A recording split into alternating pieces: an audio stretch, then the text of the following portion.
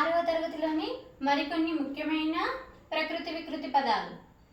నిమిషం, నిముసం, పశువు, పశువు, పత్తనం, పట్నం, పర్వము, పబ్బం, ప్రతిజ్ఞ, ప్రతీన, ప్రయాణం, పయనం, ప్రాణము, పానము.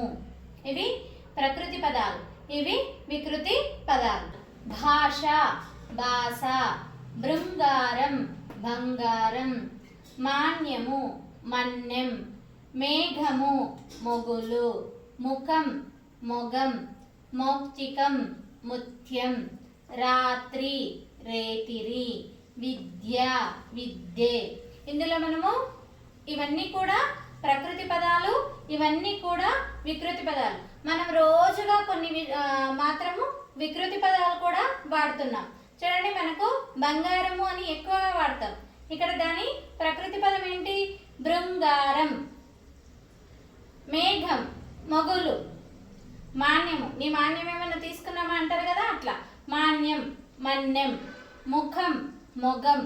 మౌక్తికం, ముత్యం. రాత్రి, రేతిరి. విద్య, విద్యే. శ్రీ, సిరి. సముద్రం, సంద్రం. సింహం, సింగం. సంతోషం, సంతసం. స్నాం, తానం. స్వామి, సామి. శ్రీ, సిరి. సముద్రం, సంద్రం. సింహం, సింగం. ఇది చాలాసార్లు రావడం జరిగింది టెట్టులో. సంతోషం, సంతసం. స్నాం, తానం. స్వామి, సామి.